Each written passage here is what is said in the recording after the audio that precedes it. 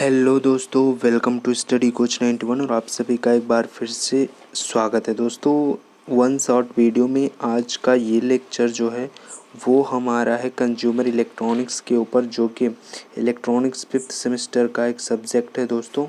तो इसमें हमारा जो यूनिट सेकेंड है उसको हम पूरी एक ही इसी वीडियो में उसको पूरा कवर करेंगे दोस्तों, जो कि 8 पीरियड्स का है। ठीक है, तो दोस्तों वीडियो को लास्ट तक देखिएगा अगर आप इलेक्ट्रॉनिक्स के स्टूडेंट हैं तो दोस्तों पहले हम देख लेते हैं कि इसमें सिलेबस में आपकी क्या क्या इससे पढ़ने हैं। तो दोस्तों इससे आपके सिलेबस में पढ़ने जो हैं वो audio as data and signal. ठीक है, उसके बाद में सेकेंड है डिजिटल ऑडियो प्रोसेस्ड आउटलाइंड। उसके बाद में है टाइम कंप्रेशन एंड एक्सपेंशन। ठीक है, ये आपको 3 टॉपिक्स मेन पढ़ने। तो दोस्तों वीडियो को लास्ट तक देखिएगा, वन शॉट वीडियो। ठीक है दोस्तों, चलिए शुरू करते हैं। तो दोस्तों हम शुरू करते हैं आज डिजिटल ऑडियो फंडामेंटल, जो कि यूनिट का नाम है दोस्तों। तो इसमें हम पहला टॉपिक स्टार्ट करते हैं audio as data and signal, जिसको हम डिजिटल ऑडियो के नाम से भी जान सकते हैं। इनको हम डिजिटल ऑडियो भी कहते हैं। तो दोस्तों चलिए शुरू करते हैं audio as data and signal को। तो डिजिटल ऑडियो का तात्पर्य उस साउंड से है जिसे डिजिटल फॉर्म में रिकॉर्ड या कन्वर्ट किया गया हो। ठीक है, डिजिटल ऑडियो का तात्पर्य उस साउंड से है जिसे क्या क्या डिजिटल फॉर्म में रिकॉर्ड या कन्वर्ट किया गया हो। अब ये सब होता क्या है आगे आप देखते रहिए, सभी आपको एक एक टॉपिक समझ में आएगा। डिजिटल ऑडियो सिस्टम में एनालॉग इलेक्ट्रिकल सिग्नल जो साउंड को व्यक्त करता है। ठीक है, क्या करता है कि डिजिटल ऑडियो सिस्टम में एनालॉग इलेक्ट्रिकल सिग्नल को एडीसी यानी एनालॉग टू डिजिटल कन्वर्टर की सहायता से डिजिटल साउंड में कन्वर्ट किया जाता है। यानी जो डिजिटल ऑडियो सिस्टम में होता है, एनालॉग इलेक्ट्रिकल सिग्नल को एडीसी यानी एनालॉग टू डिजिटल कन्वर्टर की सहायता से डिजिटल साउंड में कन्वर्ट किया जाता है। इसके लिए पीसीएम यानी पल्स कोड मॉड्यूलेशन का यूज़ किया जाता है। कन्वर्ट करने के लिए क्या किया जाता है, पल्स कोड मॉड्यूलेशन का यूज़ किया जाता है। तो दोस्तों इसमें अगर आप एग्ज़ाम में एक और आपको बता दूं, अगर आप एग्ज़ाम में ऐसे पॉइंट वाइज करके अगर आप लिखेंगे दोस्तों तो डेफिनेटली आपको मार्क्स अच्छे मिलेंगे।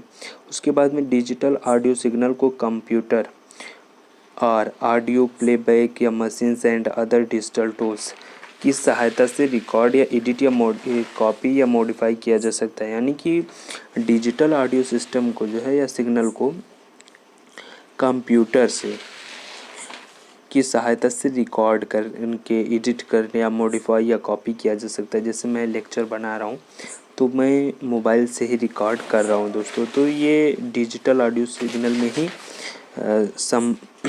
संभव है। ठीक है दोस्त, इसके बाद में इस साउंड, ठीक है, यानी डिजिटल ऑडियो साउंड को सुनने हेतु इसे एनालॉग सिग्नल में कन्वर्ट करते हैं।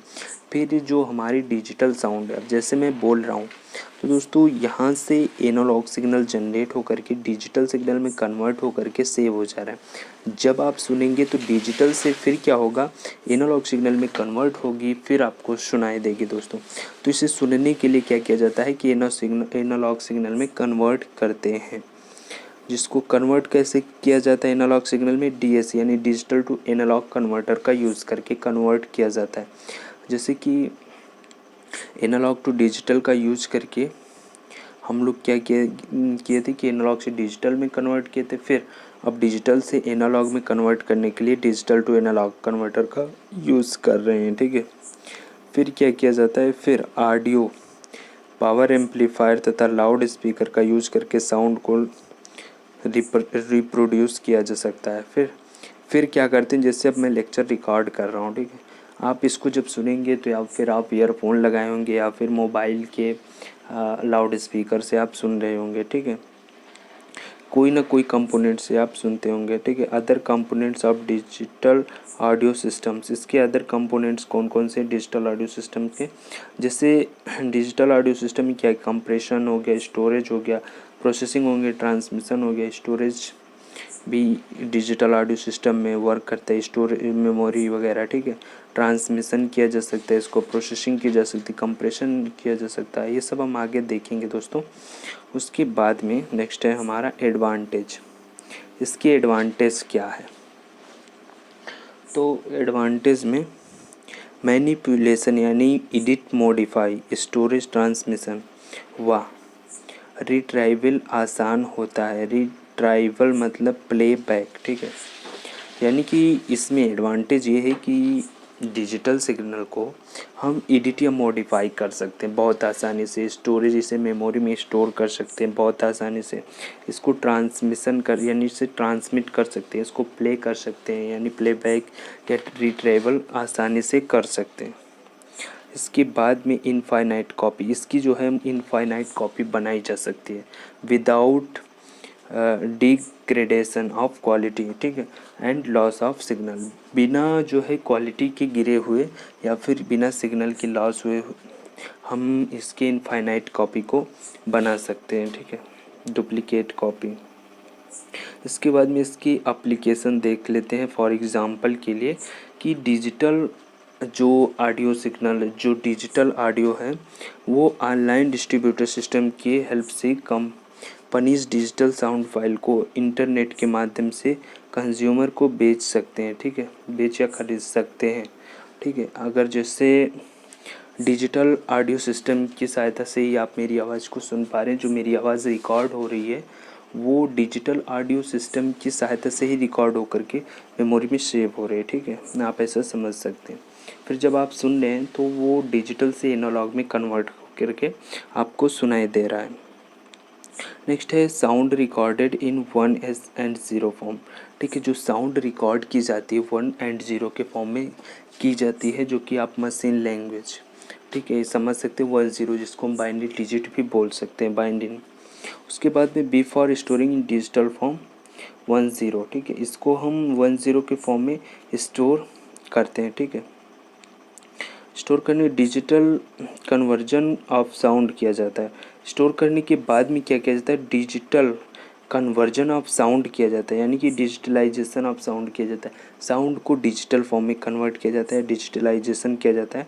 फिर डिजिटल में कन्वर्ट करने से पहले साउंड का डिजिटलाइजेशन किया जाता है दोस्तों, फिर जो हमने आपको बताया। फिर स्टेप ऑफ डिजिटलाइजेशन, अब डिजिटलाइजेशन कैसे किया जाता है, ठीक है, ये हम देखेंगे। तो 4 स्टेप्स में किया जाता है। पहला नंबर सैम्पलिंग, दूसरा नंबर हो गया क्वांटिजेशन, तीसरा एलाइजिंग एंड इनकोडिंग, ठीक है। तो 4 स्टेप में डिजिटलाइजेशन किया जाता है। तो हिस्ट्री अगर देख लेते हैं हम इसकी, तो हिस्ट्री के बारे में सबसे पहले थॉमस एडिसन ने सन 1877 में first audio recording on a foil covered cylinder, ठीक है। सबसे पहले थॉमस एडिसन ने सन 1877 में फर्स्ट बार यानी पहली बार ऑडियो रिकॉर्डिंग की थी, वो भी किसमें? फॉइल कवर्ड सिलेंडर में, ठीक है, फॉइल कवर्ड सिलेंडर में। ये क्वेश्चन बन सकता है कि थॉमस मतलब फर्स्ट बार ऑडियो रिकॉर्डिंग किसने की थी। दोस्तों ये बन नहीं सकता है, फिलहाल आपकी एग्ज़ाम में नहीं पूछा जाएगा। आप इसको इम्पॉर्टेंट है, आप याद रखिए, कभी कम्पिटिटिव में पूछा जा सकता है। उसके बाद में क्या हुआ? आफ्टर नियरली 100 ईयर्स, लगभग 100 साल बाद इसके एनालॉग ऑडियो, ठीक है, एनालॉग ऑडियो मैच्योर स्टेट, ठीक है, इसकी सभी शॉर्ट कमिंग्स को एड्रेस किया गया, ठीक है। लगभग 100 साल बाद एनालॉग ऑडियो को मैच्योर्ड स्टेट में लाया गया, ठीक है, यानी कि इसकी जो सभी शॉर्ट कमिंग्स को एड्रेस किया गया, यानी कि इसको मतलब और आधुनिक रूप से कवर किया गया। जहाँ तक एवरेज कंज्यूमर के लिए फाइनेंशियली अफोर्डेबल था, ठीक है, जहाँ तक के लिए कि एवरेज कंज्यूमर के लिए ये फाइनेंशियली अफोर्डेबल था, ठीक है। उसके बाद में नेक्स्ट है हमारा एनालॉग ऑडियो सिस्टम में क्या क्या कमियां थी जो डिजिटल में जाना पड़ा। ये हमको जानना बहुत ज़रूरी कि एनालॉग जो थी ऑडियो सिस्टम में उसमें क्या क्या कमियां थी जो कि हमको डिजिटल में जाना पड़ा। तो दोस्तों shortcomings of analog audio signals, ठीक है, shortcomings of analog audio signals. Noise व एनालॉग यानी वास्तविक सिग्नल में विभेद यानी डिफ्रेंशिएट कर पाना संभव नहीं हो पाता था। जो नॉइज़ होती थी और एनालॉग सिग्नल, ये दोनों में डिफ्रेंशिएट कर पाना संभव नहीं होता था। ठीक है, ये बहुत डिफ़िकल्ट था डिफ्रेंशिएट करना यानी भेद करना कि ये नॉइज़ है या फिर मतलब बोल सकते हैं, तो इसमें नॉइज़ बहुत ज़्यादा होता था। ठीक है, उसके बाद में एवरी कॉपी मोर नॉइजिंग देन इट्स ओरिजिनल। ठीक है, मतलब अगर हम एनालॉग सिग्नल की कॉपी बनाते हैं तो वह और ज़्यादा नॉइजेबल हो जाता है। नॉइजेबल वैसे भी ज़्यादा होता था, अगर हम इसकी कॉपी बनाते थे एनालॉग सिग्नल की तो वो और नॉइजेबल हो जाता था और उसमें नॉइज़ हो जाते थे। ये कारण मेरा हो गया। ठीक है, उसके बाद में रीज़न देख लेते हैं। Playback and recording mechanism must physically contact the media. ठीक है, प्रत्येक पास के बाद मीडिया डैमेज हो जाती थी। जो इसमें प्लेबैक या फिर रिकॉर्डिंग की जाती थी एनालॉग में, वो मस्ट फिजिकली कंटैक्ट मीडिया के कंटैक्ट में की जाती थी। ठीक है, फिजिकली कंटैक्ट में, और प्रत्येक पास के बाद मीडिया क्या हो जाती थी, डैमेज हो जाती थी दोस्तों, तो जिससे लॉसेस ज़्यादा हो जाते थे। टोटल नॉइज़ सिस्टम के प्रत्येक कंपोनेंट से सिग्नल पाथ में उत्पन्न होने वाले सभी डिस्टोर्शन नॉइज़ का समेसन होता है। टोटल नॉइज़ सिस्टम क्या होता है कि प्रत्येक कंपोनेंट से सिग्नल पाथ में उत्पन्न होने वाले सभी डिस्टोर्शन, प्रत्येक कंपोनेंट, हर एक कंपोनेंट में जो सिग्नल पाथ में उत्पन्न होने वाली सभी प्रकार की डिस्टोरेशन एंड नॉइज़ होते हैं, उसके जो है समेसन होता है टोटल नॉइज़ सिस्टम। ठीक है, उसके बाद में frequency response of analog equipment it is not flat. ठीक है, जो इसकी फ्रीक्वेंसी रिस्पॉन्स होती थी वो एनालॉग की, वो फ्लैट नहीं होती थी पूर्णतः। ठीक है, जो फ्लैट नहीं होती थी नॉइज़ की वजह से। उसके बाद में क्या है, लिमिटेड 60 dB डायनेमिक रेंज, इसकी जो डायनेमिक रेंज जो लिमिटेड 60 dB थी और 30 dB चैनल सेपरेशन। ठीक है, यानी इसकी चैनल सेपरेशन 30 dB थी। उसके बाद में है डिजिटल ऑडियो, उपरोक्त शॉर्ट कमिंग को दूर करता था। ठीक है, डिजिटल ऑडियो जो है उपरोक्त शॉर्ट कमिंग को क्या करता था, दूर करता था, जैसे नॉइज व डिस्टोर्शन को वास्तविक सिग्नल से अलग किया जा सकता है।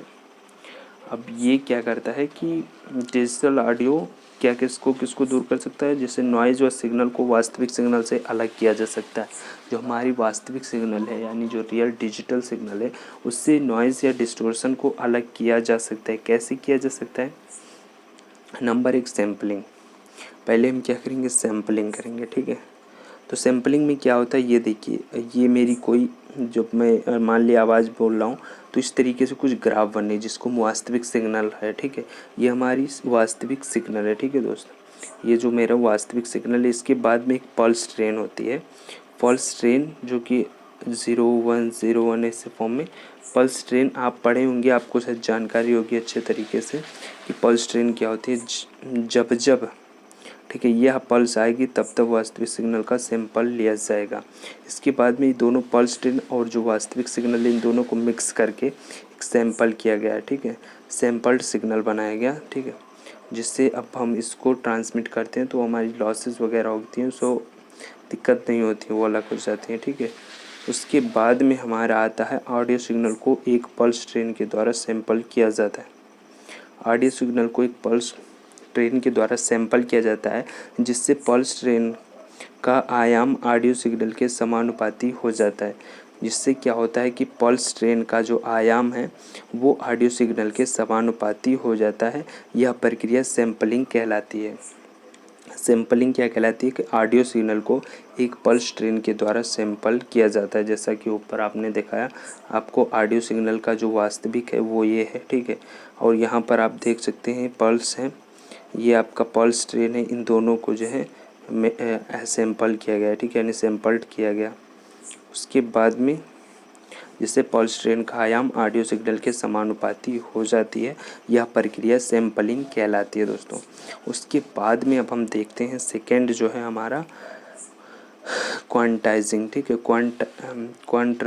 क्वांटाइजिंग में क्या होती है कि क्वांटाइजर की इनपुट आउटपुट। ठीक है, इसमें आप देख लीजिए एक बार इनके इनपुट आउटपुट, जो कि इनपुट वोल्टेज यहाँ पर है और आउटपुट वोल्टेज यहाँ पर है। आप एक बार देख लीजिए, उसके बाद में इसको हम समझाते हैं। इनपुट वोल्टेज यहाँ पर आप देख सकते हैं 0 से 0.5 तक के 0 है, ठीक है। आउटपुट उसकी वोल्टेज 0 है। उसके बाद 0.5 से लेकर के 1.5 तक इसका आउटपुट वोल्टेज 1 है। उसके बाद 1.5 से लेकर के 2.5 तक इसकी आउटपुट वोल्टेज जो है वो 2 है। उसके बाद 2.5 से लेकर के 3.5 तक इसकी आउटपुट वोल्टेज 3 है। ऐसे ऐसे दोस्तों हैं 6.5 से लेकर के 7.5 तक के इसकी आउटपुट वोल्टेज 7 है। तो दोस्तों आप देखिए, प्रत्येक सैंपल के मान को उसके निकटतम निर्धारित मान पर रैंड ऑफ कर दिया जाता है। जो प्रत्येक सैंपल है उसकी जो वैल्यू है उसके निकटतम निर्धारित मान पर रैंड ऑफ कर दिया जाता है, उसके निकटतम निर्धारित मान को मान लिया जाता है। उसके बाद में जैसे आप उन्हें ऊपर देखा एग्जांपल 0 से लेकर के 0.5 वोल्टेज तक, इसको हमने क्या मान लिया 0 वोल्टेज, और 0.5 वोल्टेज से लेकर के 1.5 वोल्टेज तक इसको हमने मान लिया 1 वोल्टेज। इस तरीके से निकटतम मान को मान लिया जाता है।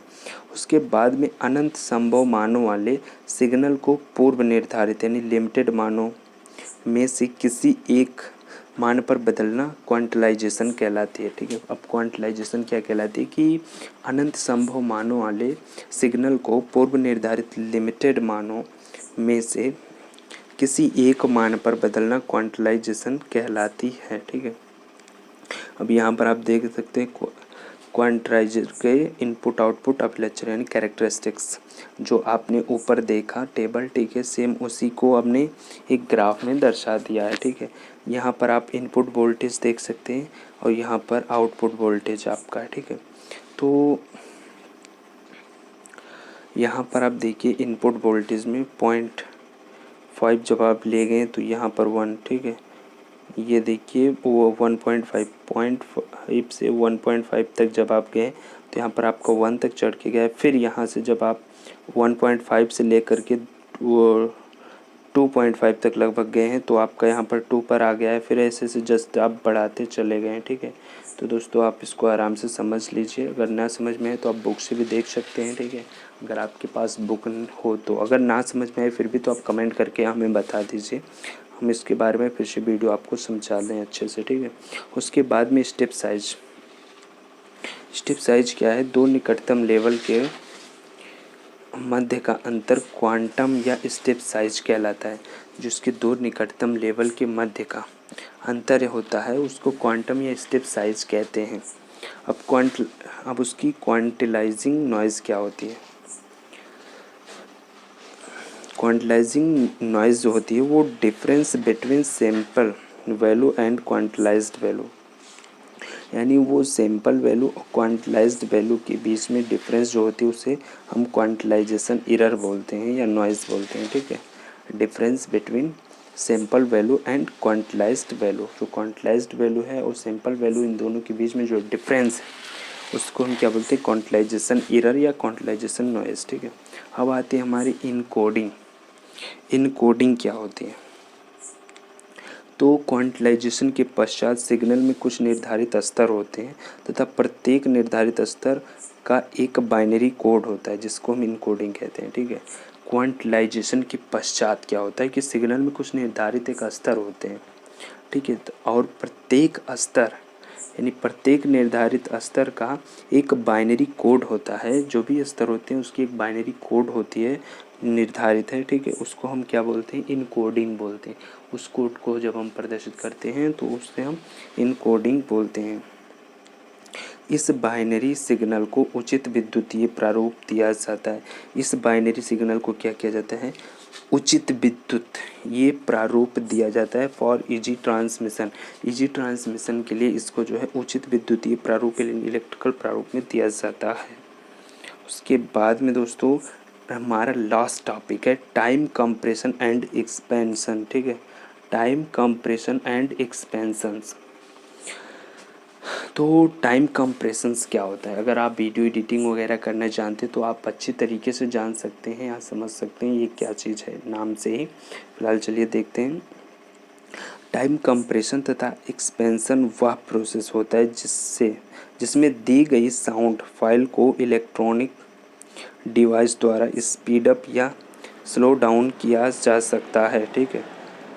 इसमें क्या किया जा सकता है कि जो साउंड फाइल हो वो उसे इलेक्ट्रॉनिक डिवाइस के द्वारा स्पीड या फिर स्लो किया जा सकता है, जिससे कि वह कम समय में अधिक समय तक तथा अधिक समय को कम समय में प्लेबैक किया जा सकता है। अब यहाँ पर हमारा तात्पर्य साउंड से है, लेकिन दोस्तों अगर आप समझना सकते हैं तो आप जैसे यूट्यूब है इसमें वीडियो से तात्पर्य, लेकिन इसमें साउंड से एक बार फोकस करना।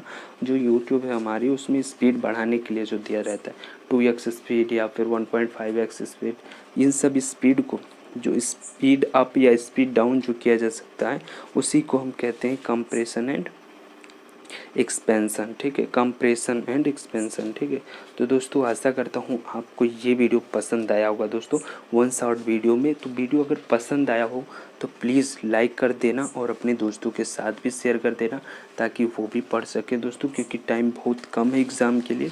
और हाँ दोस्तों, कोई भी प्रॉब्लम हो आप कमेंट करके बताइए, अगर कोई सजेशन देना चाहते तो आप कमेंट करके बताइए। मिलेंगे ऐसे ही नेक्स्ट वीडियो में, तब तक के लिए बाय। जय हिंद, जय भारत।